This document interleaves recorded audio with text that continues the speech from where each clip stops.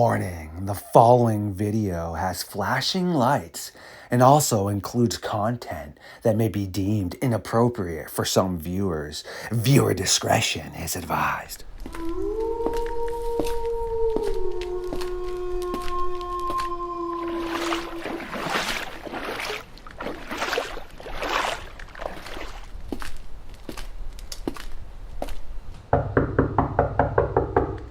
Dogman TP hunting, aka Phil, and also Ian Woods.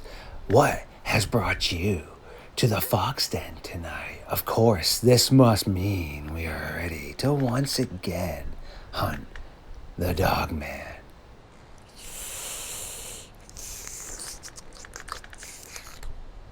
Well, that was a little bit messier than preferred, yet no worries. I will not let that go to waste. Well, without further ado, it is time for Phil, Ian, and myself to take a walk into the darkness.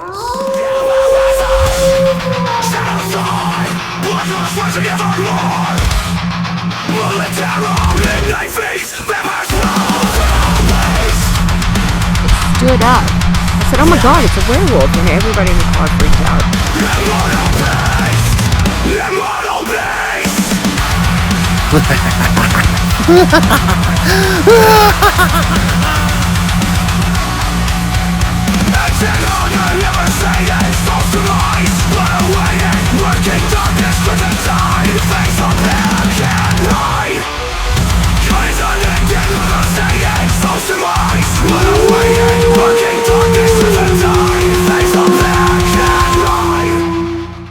My creatures of the night, once again, it is time for Midnight Lycanthropy here on StarFox Radio, the home and the stomping ground of the Midnight Society.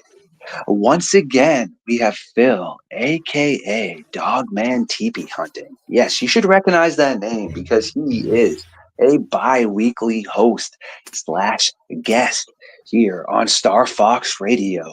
Yet, we do have a third member joining us tonight. Ian Wood has made his way through the foggy, dark, and dense forest and into the Fox Den to sit around the fire as we burn the late-night timber in an attempt to figure out what is occurring across the globe with the Dogman phenomenon. How is everyone doing tonight? I'm doing pretty well, Kenny. Hey, StarFox, it's good to be back on. Hello, everyone. Nice to meet you again. Thanks for having me back on. It's really great. Yeah, I'm good. Not too bad at all. Been so busy, dude. So busy this week. It's unbelievable. Absolutely gone crazy. How are you, Ian?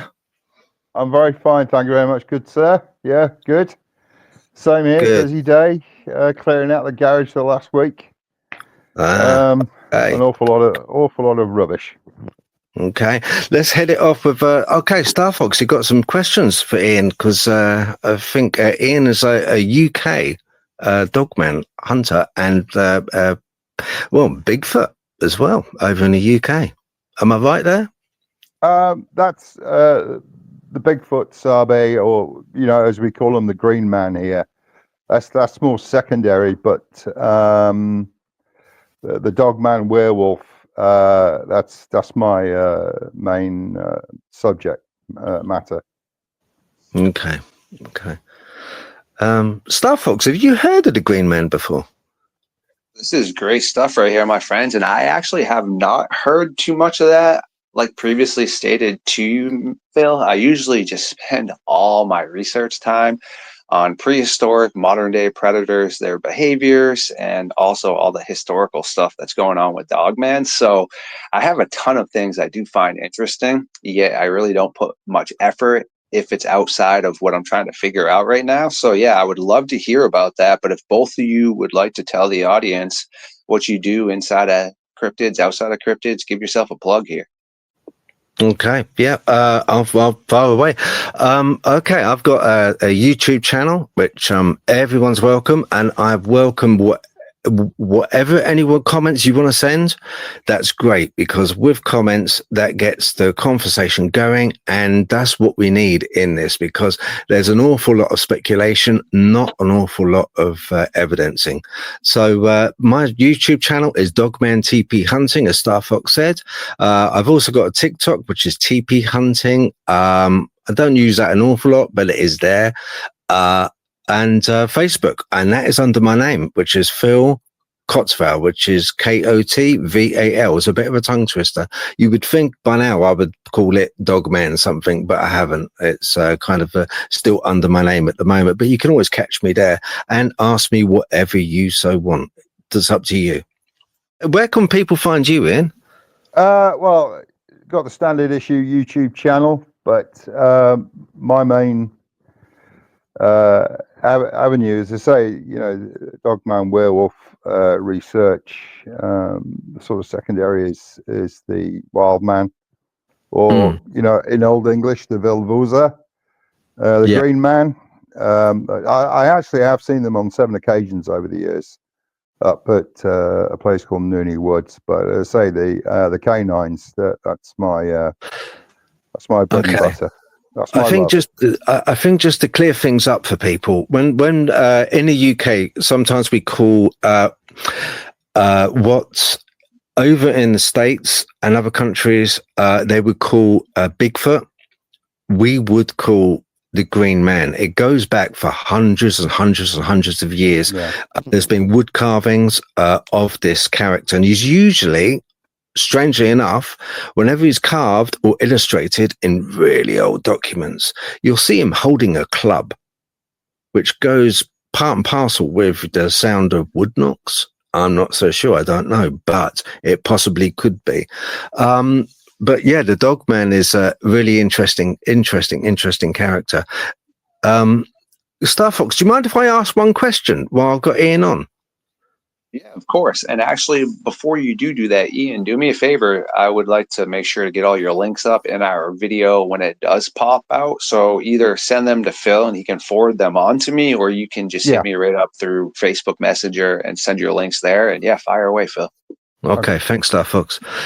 Ian, recently I've been told, that it's quite interesting, that the wood knocks that we hear. I've heard them, and I know you've heard the same. You've heard these wood knocks. Yeah. I've been told, and it has set my mind racing. I thought, wow, hang on, they have got a good point here. They've said that the auditory wood knocks are actually sounds which have been made by their own mouth. They're kind of like bullfrogs do. They make that clicking sound, that kind of like, and they vocalize this. It's not actually a wood knock. Have you heard of this? I've heard the wood knocks on 2 occasions, but normally I've had whistling. One morning I heard a yahoo in the distance, but that was like 4 o'clock in the morning. But I've heard about 2 of them. I think I told you this, where I was walking in the woods, and it sounded like there was just like this wrecking crew, and there were this loud cracking. They destroyed a tree. And when I got there, I think they probably heard me or smelled me coming, and they say I managed to get a picture of one behind me. He stuck his head behind a tree. But I've only ever heard like whistling and that sort of yahoo and a clapping on one occasion, and but mainly the whistling. But I've only ever heard like the knocks twice. But it's not. I must admit, when you think about it, because the times I've tried to pick up different types of wood and smack it against a tree to get the same result, it's just not the same. It's not, is it? No. So I would think a form of vocalization would be. I would assume that would be the right answer, because they seem to sort of mimic any noise or sound. especially when it comes to repeating human vocalizations. That's interesting. That's Because interesting. I was listening to those old recordings from the Sierras in Northern California, done in the early 70s. Because you've got recordings of them interacting with, I think it's Ontario in Canada. And the Mounties actually closed them down, I think last year or year before. But the recordings in the Sierras, 71 to 73, you actually hear them like, it sounds like a male and female having an argument in their own language.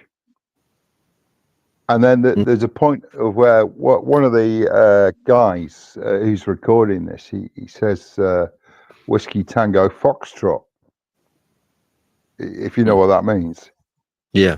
And this Sabe, it repeats it back to him, word for word. So they literally have this ability to mimic human sounds and sort of patterns of conversation. I must agree with you. I must agree. When you said that, you know, you've tried to mimic the same with a branch, hitting it against a trunk and hitting it and trying to, but I could still hear the wood knocks now in my head. I can hear them. They're so distinctive, and they've got like this echo sound to them. It's like as if it's hitting something hollow. It's not a tree as such, it's something hollow. It's like hollow sounds, but hard, but hollow sound. So ever such an odd sound. So when I was told this, and I thought, I've got to ask you this question, because it did kind of make sense when they were saying, well, you know, it's kind of like, almost like dolphins do. They make a clicking. You know, a lot of animals make this, you know, and it makes sense, doesn't it? Yeah, thank you, Star Fox. I just wanted to clear that up. No need to thank me, my friend. You are a host and guest, and that is what we are here for, is to ask questions and spread quality information. So, no, that is some pretty great stuff. And before I ask Ian to, you know, dive into some of his potential thoughts as to what's occurring with Dogmen, werewolves, etc. I recently, because I'm a huge nerd, and every night I try to learn at least one thing. Recently, I've been very lucky to be learning a ton of things, but they found a Greenland shark that was 400 years old, and they have now come to the conclusion that they don't even sexually mature till 150. And that is absolutely so cool to see that something outside of a reptile, because I mean, for the most part, they had thought that reptiles were the longest living beings on the earth. I mean, orcas, I think they've detected like up to 80 or 90, but I mean, certain crocodiles were like 130 plus, super old. But now you find this 400-year-old shark, and that is just so cool, because we do know redwood trees and things live for quite a long time. So yeah, I just figured I would share some of that information out with just the public in general. And it's important because that one shark right there, just think how much it's seen and how much it's traveled. So pretty cool stuff. But yeah, Ian, if you would like to take the conversation in the direction you'd like to go, my friend. It's funny you say that. Wasn't there a turtle that recently that was over 200 years old? Yes. Yep. In a zoo, but you know, it's interesting about the length of longevity, about sort of lifespans, because you know, if you want to get into the sort of dog-bound werewolf, by the way, that's the term I do have a slight distaste for, dogman, because for me it's the same, one of the same creature that's in Europe, Australasia, Northern Africa, in the New World, Canada, lower 48 states, South America. But you know, if you go back to the classical period, like when the Roman senator Cicero, he wrote extensively on just about everything and nothing, but he did bring up the subject of the wolf people and their lifespans and how they interacted, and he was down for 150 to 175 years, their lifespan, and that they only bred once in their lifetime, and that was it. But from my own experiences here in the UK, I normally see about 2 litters a year, depending where I go. And normally the females will have about 1 or 2, and they sort of go down in like pecking order. Like the top female, the top females sort of go springtime, and then the females down the lower end of the order, sort of like early autumn, spring, October time. So Super interesting stuff right there. That reminds me a lot of hyenas, because a lot of people don't realize. And we'll talk about this more here in the future, because I think Phil's heard me speak about this, but I do think I have some stuff that would be pretty interesting for you to dive into as well. But yeah, hyenas are run by females, and the males are low on the totem pole, and they've seen packs of 130 plus, and they are a 90% success ratio when they do hunt, and they actually are the most successful predator on land as far as people know. And something else too, just to dive into age. Okay, I mean, everyone wants to look back at our human ancestors like Neanderthals and Homo erectus and Denisovians as not being intellectual or not living as long. Well, again, sure, could be an anomaly, but they have recently found a couple of Neanderthals that were into their late 70s. So I mean, let's be real, that's a pretty traumatic time frame to be living, and the fact that you're able to hit it till 70 is super gnarly. And when looking at all their skulls and bodies, every single one of them had some sort of traumatic injury, which isn't that far-fetched. I mean, especially with their hunting and lifestyles. I mean, look at chimpanzees. They live in trees, and at least once in their life, they have a very traumatic fall. And that's just the life of being up in trees. Well, also recently, we had an ancestor that was pretty short, and they apparently decided to pick a very bad way to gather food. They were scavengers, and they could barely hold off probably foxes, jackals, and maybe some cheetahs. Couldn't be dealing with like the hyenas and lions and such that were coming in, because they were African based. And what's so bizarre is they only lived to be around 12 years old, but they were in packs of around 85 or so. And it's just so interesting to see the difference in age aspects. I mean, because that tribe of our ancestors didn't get past like 12 years old for the most part. But then you have Neanderthals that are, getting past like 70. So interesting, man. Yeah, that is really interesting. That is very interesting, because it's, I always thought of it like this. I thought, okay, they can kind of like it wasn't very long ago. It was only maybe 100, 150 years ago in the 18th century, where the lifespan of us as social beings was no more than around 60 to 70 years old, tops. Because the reason for that was because of medication. We didn't have a great diet. And if we cut ourselves or hurt ourselves, the one thing which would bring us down would be infection.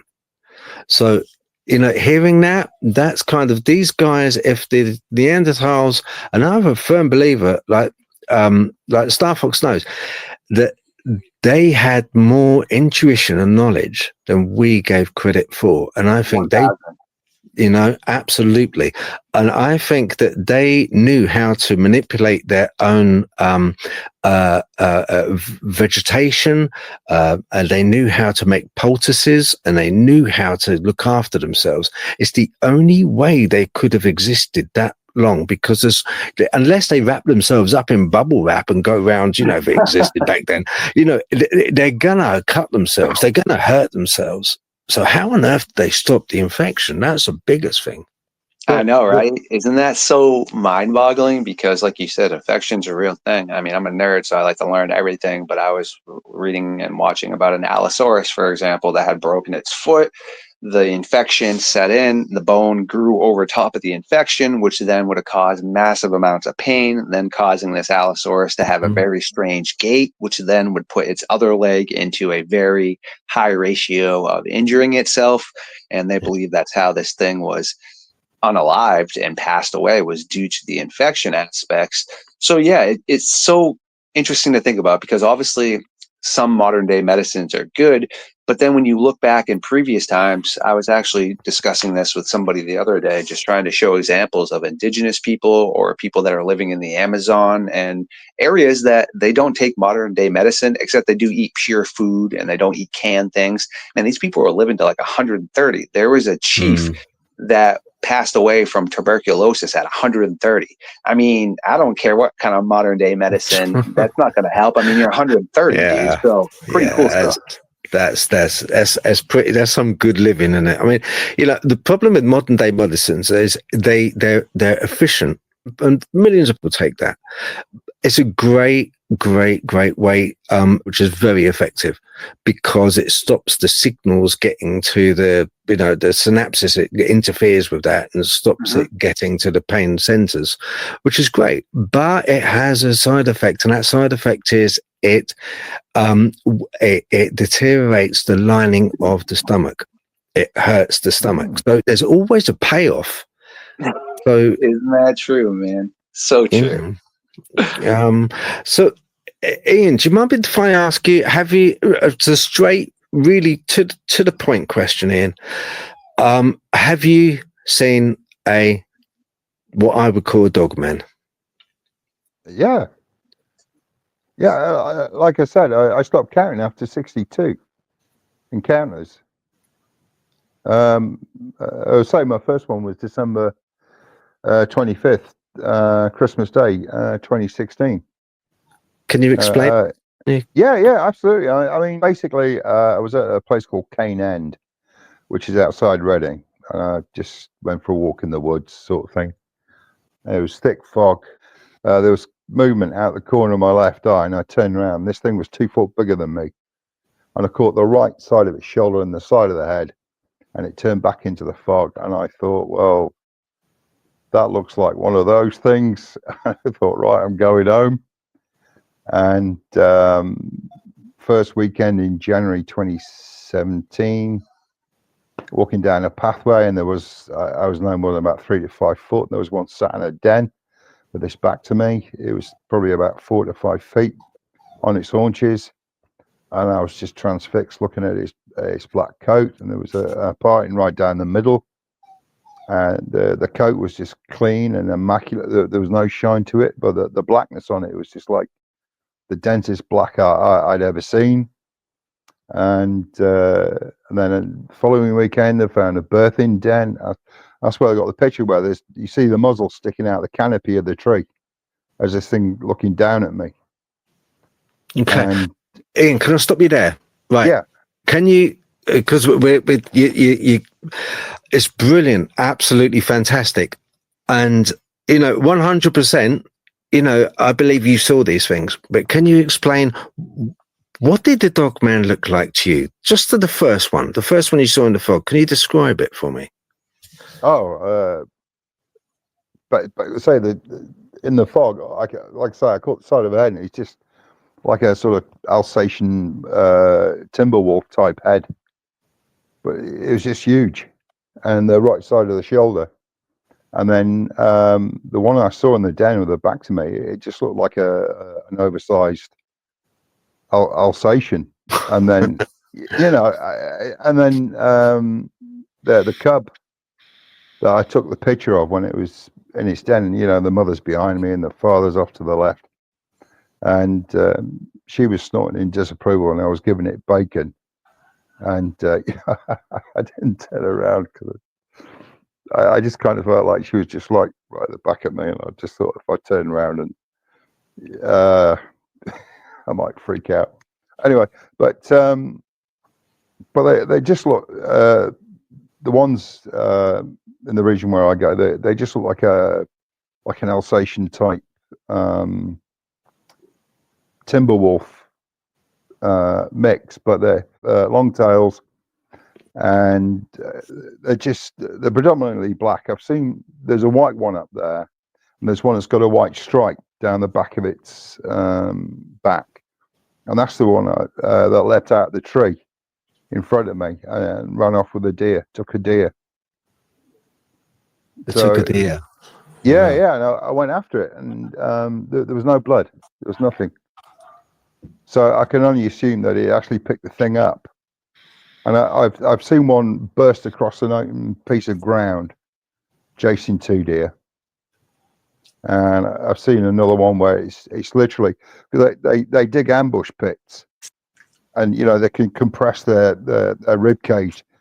And round Nooney Woods, there's about 4 different herds of deer, and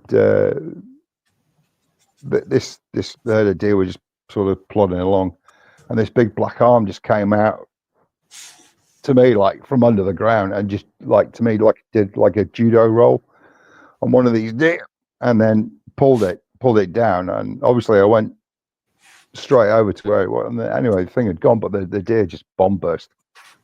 They just legged it in on 7 directions of the wind. They were gone. Okay. Right. StarFox, you got any questions? Some very interesting and bizarre stuff right there for sure. And I actually have 2 things to add to that to hopefully blow some minds. So hyenas love burrows and dens, and people don't realize that they have no relation to felines nor canines. They are related to mongoose, ferrets, weasels, and things along the lines of that. And they love caves and, as stated, burrows. And we have numerous strange burrow sightings that it looks like a trapdoor spider, more or less. They put brush and stuff over top, and they sit at like a 45-degree angle in this hole that then leads down into the cave systems, we believe, which then, is exactly where cave hyenas and the short-faced cave bears were living.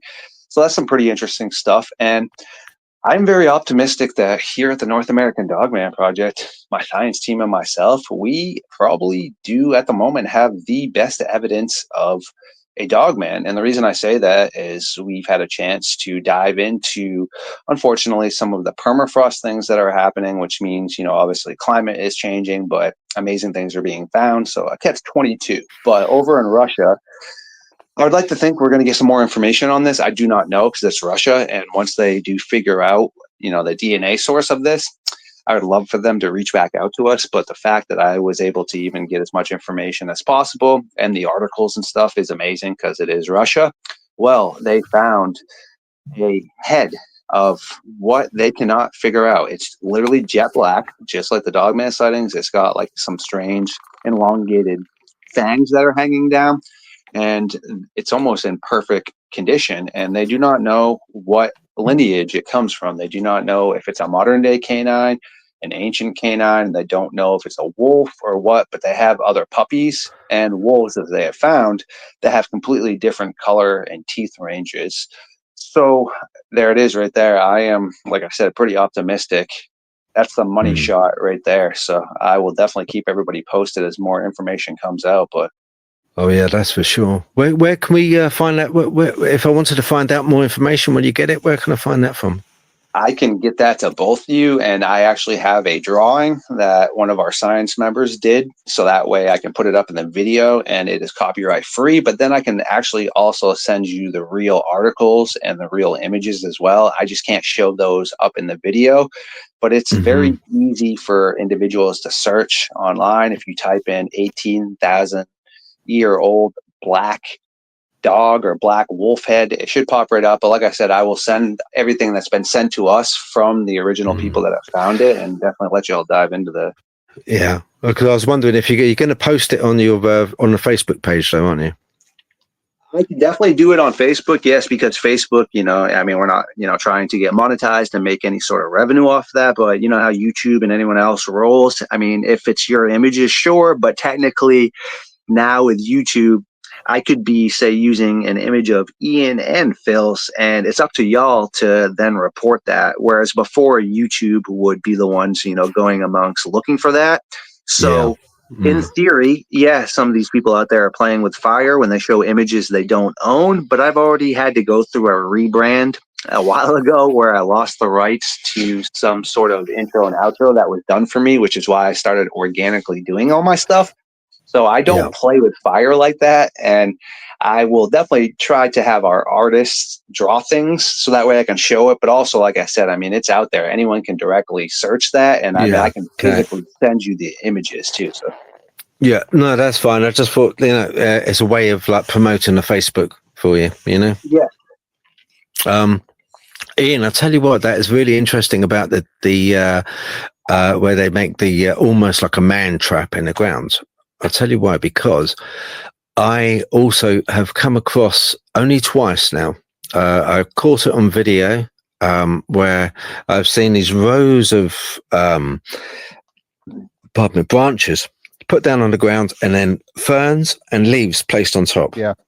And it was almost like, in the old Vietnam War movies where you see them in the jungle and they kind of like burst up out of these kind of like makeshift trenches, like it's basically a pit. Yeah. Yeah, bungee pit.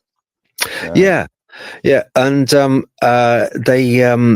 this was, blimey, it's two particular, one wood, one forest, and this one wood is used by people quite a lot. This is what surprises me. But the identical same build type as the one I found in the forest, and that took me an hour and a half to walk into, and then I came across it. It wasn't that deep. I would say when I poked a stick down, I kind of like, it was my own hiking stick, and I poked that down, and it went down 3/4 of the length of the stick, and the length of the stick is around 1, 2, 3. What my leg is 29 inches. I'm only short, so 29 inch. I would say it's about 34 inches. It went down, but it's wide. It's about, I would say, at least 8 foot across by 6 foot across. Really big hole and covered over by branches. Now, why would a person go to that trouble of digging a pit to then cover it up with branches and leaves? Why would that be a thing? It wouldn't, would it? No. I mean, not unless you're doing like escape and evasion. If you're in the military, and you're doing that. Because when I was in, the guys used to get they would ask for volunteers to be enemy forces. So like the Pathfinder platoon or the SAS, SBS could hone their skills, and when they got hold of you, that you normally got a good kick in. But there's I've only seen it once with head over protection. Where they put branches and leaves as a form of camouflage. But normally the ones I find are pretty open, where they can compress themselves in. When you leave the bacon for them, and you leave this bacon out for them, would you say that the relationship you have is one where, because a lot of people, they kind of like say these things are, especially the type 3s I'm talking about, these are the ones which are seen often in social media with the long muzzle and the big white teeth and the claws and the red eyes and huge muscular triangular shaped bodies, muscular huge legs, and just like basically they're just like top of the tree predators. I take it they're the ones that you see. No, let's say the ones that I see are like that sort of combination. I call it like a mix of Alsatian timber wolf type, but the hyena ones they're up sort of more northeastern. They're up Lancashire and sort of Lincoln and going up into Yorkshire. Because I like to think that we have sort of 3 types in this country. I just call them long tail, short tail, and no tail. And I know there's that no tail type there up round by the Wirral, Merseyside, West Cheshire, going into North Wales. So, okay, can you just go over those 3 types and what they look like? And which type is the aggressive and which type isn't the aggressive? Are they all not aggressive, or are they? Is there any particular traits that an individual type has that you know about that you think, like I would say out of experience, I've seen a type 1, which is a quadrupedal dog, a large black dog. I've seen that. I've caught that one on video. I've seen a type 2, which is more gorilla shaped. I've seen that. I've not yet seen a definitive close encounter with a type 3. And I think, judging by some of the AI I've seen and some of people's witness descriptions, I'm glad it's not been close anyway, put it that way, that I've seen one, because they do look really, really savage. Well, yeah, they do look like a bit of a handful, but there's only one time where I actually thought that this is it. This is where this is my last day, and all I could just think was that I'd found these prints and I was following them, and then I just got this really strong urge to turn around and leave, because I don't know what this thing was projecting or what, but it was really, really hungry, and it didn't care what it came across. It was just going to eat it. I was really, really petrified. That's the only other time, but the first 6-8 months, I sort of got into the research. I was going up to this place, Nooney Woods, and they were giving me the runaround, but I think it was just like let's see how far we can scare him, see whether he's going to keep on going or just not bother. But I think once they get used to you, they just kind of a bit more like a nosy neighbor. But my experience is, I've been to Glass House. They're a bit sort of 50-50. And you got to be a bit wary of them, because people have gone missing around there. Okay, can you explain for people that don't know what Glass House? What's a Glass House? It's a location in Gloucestershire, and it's Miss Marple, English countryside, picturesque, but it's spooky. Okay. Yeah, it's a beautiful, picturesque village, and nothing makes a sound. I mean, you can be there in the summer. The sheep, the birds, nothing makes a sound.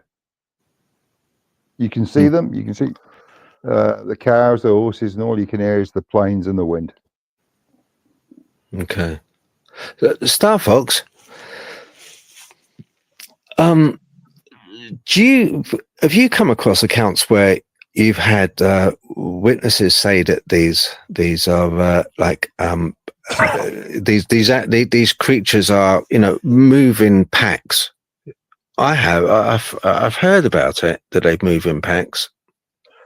Yeah, that's some very interesting stuff. And actually, while I answer this, as we are starting to kind of come to the end here, check your Facebook messages, both of you, and that image I spoke to you about, that dog or wolf's head has been sent to you, and also the depiction that we did. And yeah, we have numerous cases of them rolling with, wolves, coyotes, and all kinds of things. And also, there are a ton of different variants that we have dove into at the North American Dogman Project. You have ones that look like Van Helsing.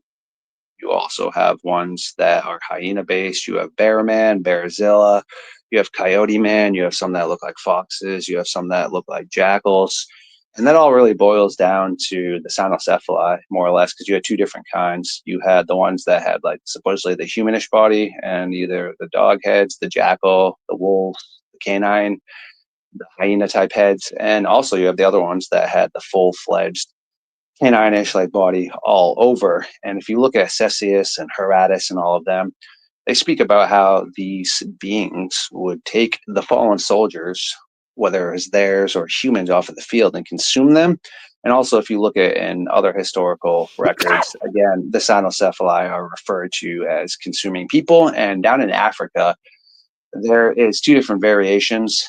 One sounds to be more like a werewolf, where you have to rub the stick, and every couple generations, if your family is a blacksmith, you are supposedly more susceptible. You got to get some ash and some strange chants. Sounds a lot like skinwalker type activity. But then you have their other version of hyenas that are hominoid, that wear large baggy clothing, and they sit at the outskirts of town near the forest areas where they can basically, keep their distance away from other people, and they'll ask for help, etc. And then when you get close, they're actually hyenas, and they will take you away. So that right there, again, kind of falls into the whole cynocephali realm. And personally, I think that the cynocephali are the first version of dogmen. And when you look at all the different cultures that speak about them, yeah, they're hellacious warriors and such, but they can be unalive just like anybody else. I mean, they traveled down from the mountains to come trade with people, whether it was in Iraq or India or anywhere else. So, I mean, if these were supernatural beings that had all this special power, then they would have just hopped up into a portal. Why the heck are you walking down through all the mountains and such to come down to trade? And also, like I said, you have Alexander the Great literally talking about how they would fight with them sometimes and against them. I mean, they didn't have any sort of allegiance. They just did what it was that they felt was the best for their own purposes.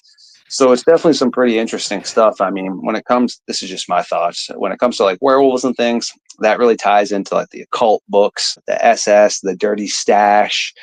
I mean, skinwalking is different, but similar. So, I mean, you're definitely going to be pushing into the realm of the dark arts.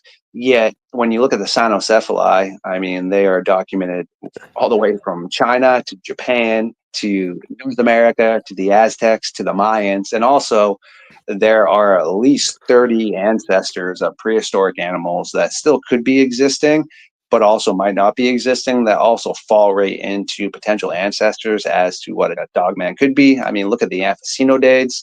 The Amphicinodade, which was part of the Amphicynodoids, is a bear dog, not a bear nor a dog in between. And its hips were designed for it to be bipedal and quadrupedal. Very interesting stuff. So I think this is all tying up. I think, including myself, people are guilty of interchanging terms like werewolf, dogman, but there is a big difference. I mean, for example, Werewolf Square is an area that technically should be Dogman Square, but it doesn't sound as cool, okay? And my friend Aaron Deese from Small Town Monsters had Dogman Triangle, so I was thinking to myself, well, I want to do a spin-off of this, but Dogman Square, that doesn't sound that cool. Now, Werewolf Square, that sounds pretty cool, and that includes like Michigan, the LBL, so Tennessee, Kentucky, Pennsylvania, Ohio. It's a big square. But like I said, I mean, if we're going to be, realistic about things, I definitely think there is a massive distinction between that, meaning I do not think dogmen are werewolves, and I don't think werewolves are dogmen. I just think there's like a kind of interpretation, meaning somebody could technically have seen the dogman, thought it was a werewolf, and vice versa. Yeah, that's good. I like that. I like that a lot. No. I agree, because, take, for instance, over here. I mean, you've heard of the Flixton werewolf, Ian, yeah? Okay. Oh, yeah, I've been there. You've been there, yeah? Yeah, I was up there in March. Yeah. Okay, right. So it dates back from 960. The year 960 it dates back to. Now there's a wood cutting. Okay, this person done a wood cutting in the 18th century. Okay, of this werewolf creature by the side of the road, and they on purpose they built made a inn, if you like, a pub, a hostel type place. So travelers going along the road, they were inundated so much with people getting ravaged by, in the descriptions, quote unquote, a werewolf creature. Yeah. So they built this hostel. It was like a nowadays a traveler or something, and so that people could have a safety net. They could go to that place and, like, behind locked doors, that's it. They could have a meal, they could have a drink, and they could have rest for the night, because they were so scared of being out. It's a desolate place, evidently. It's like a moorland. Yeah, it's Hundheim. That's what they were called. There was 3 of them built. Now, the woodcut is, when you see the 18th century woodcut, and I'll send this to you, Starfox's woodcut, but it's, I mean, you can look up online, but it's basically, you talk about cynocephali, it is absolutely spot on, even down to the clothing. It's wearing clothing, but it's got a wolf's head. And because with the Flixton, it's kind of like it attacks for a period of time, then it stops. and it might stop for 200 years, and then it continues on. In the 18th century, they believed there was a witch which lived nearby. He was actually a warlock, but male, wasn't female, that lived nearby, and they thought a lot of people put it down to him transforming. So if you can imagine with warlocks and witches, they kind of like they gain power. They utilize power. They don't have power themselves. Witches don't anyway. They utilize power from around them, earth energies and such, and they're almost used like a conduit for this energy and power, whether they use it for good or bad. Warlocks are different. They can actually create power. But it's almost a hereditary thing with warlocks. If you are a warlock, if say I'm a warlock, my father would have been a warlock.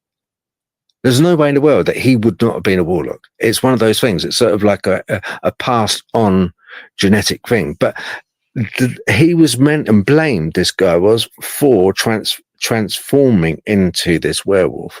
And we had this Flixton werewolf. It's happened quite recently. I think it was 1976. There was another 77. There was another attack. It's been going on, stopping. That's what's the interesting part. It stops for a period of time, maybe 200 years, 300 years, and then the same thing happens. But you would think people would forget. They go, oh, if they came up with a story, they would forget. They'd forget 200, 300 years ago exactly what happened. But hey, guess what? There was a guy in a truck driving along the same stretch of road, and he swore blind, absolutely swore blind, that this wolf on a man's body, this wolf-headed creature, jumped on top of his truck and tried to smash its way through his windscreen. And he was petrified. And he gave an absolute exacting account of what it looked like.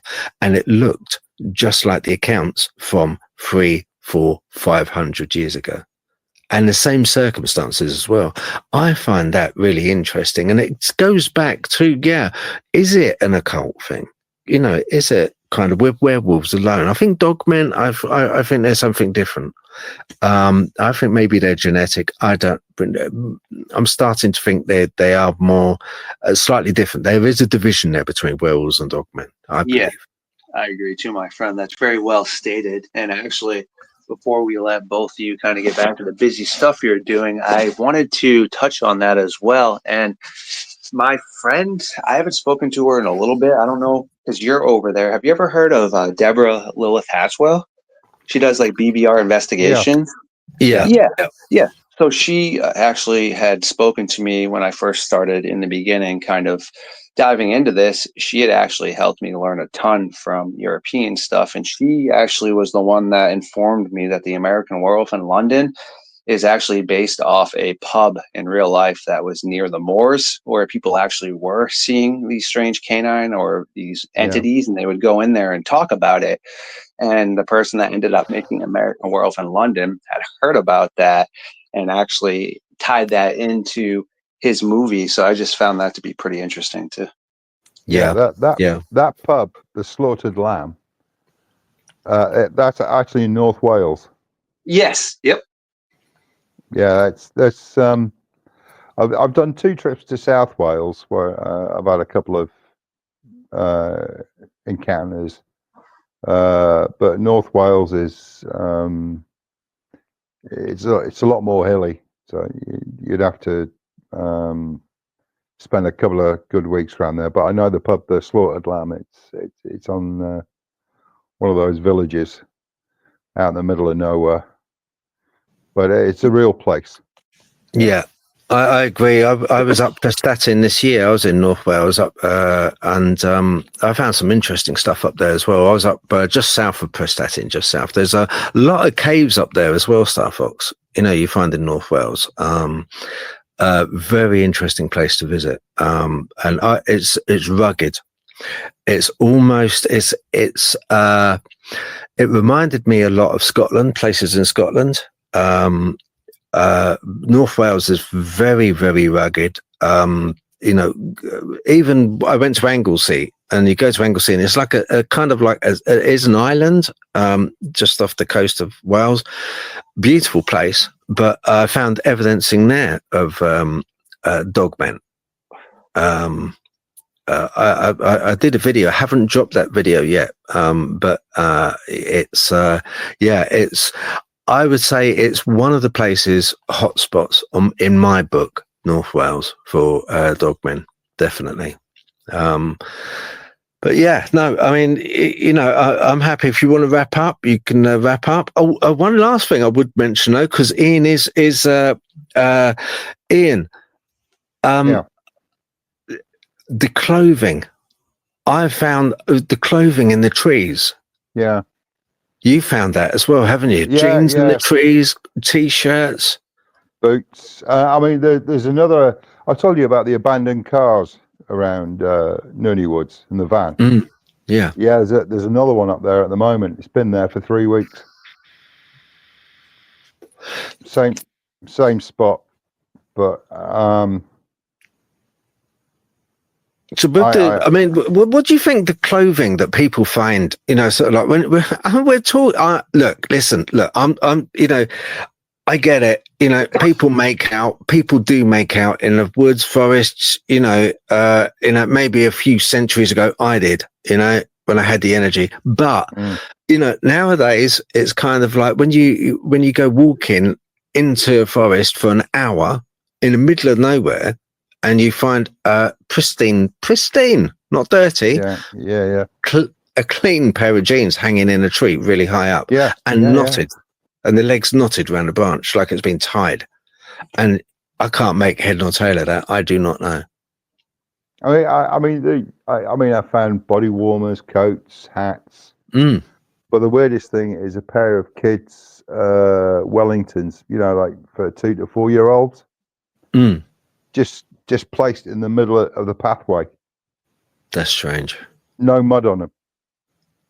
That is so strange. Unnerving. That's really unnerving. It's pretty bizarre. I don't know if they got a fetish for stealing things off clotheslines or people put a coat down, when you sit down and you have a cup of tea or coffee, take a break while you're walking, and they just pinch it and then hang it up somewhere else. StarFox. I really don't know.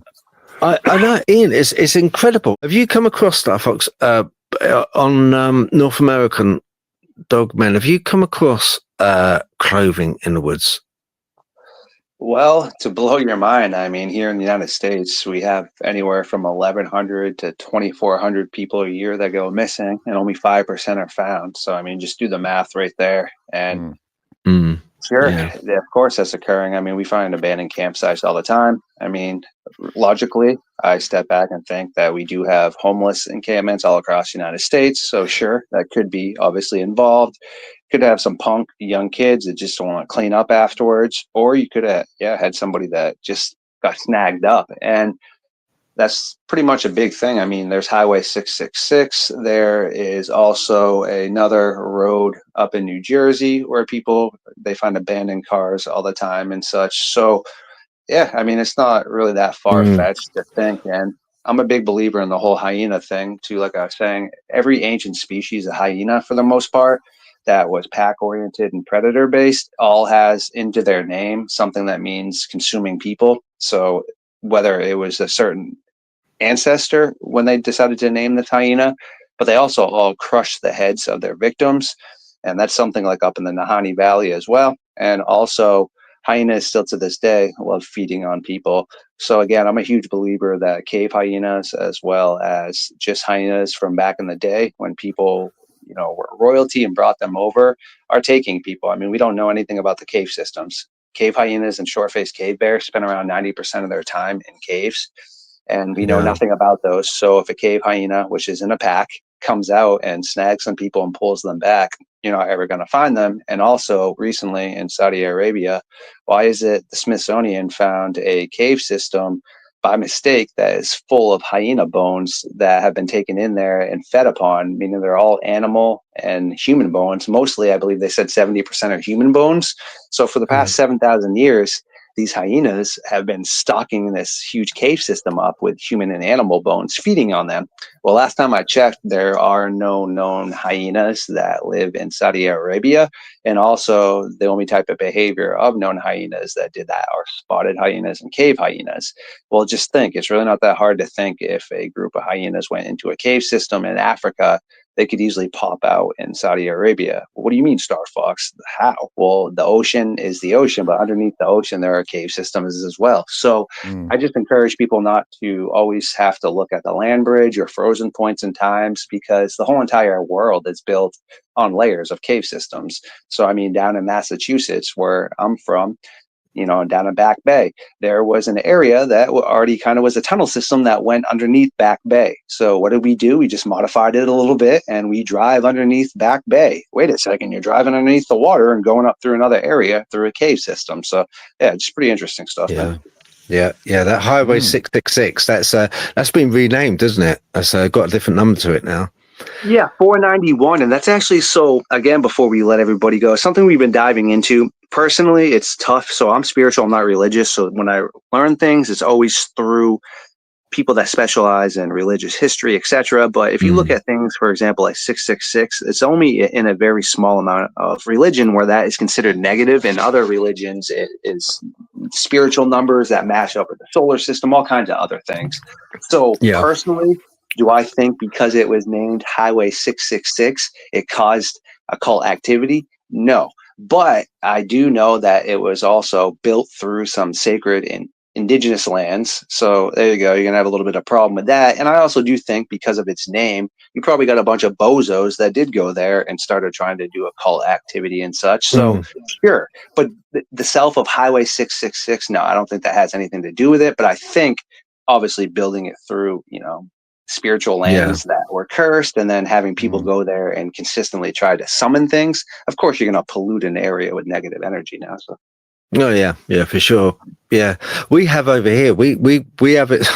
It's so ingrained within us, folklore, that we have the Highways Agency. There's been numerous occasions where Highway Agency want to build a road, and they're like going ahead building a road, but they would then spend X amount of millions of pounds diverting the road around a fairy mound.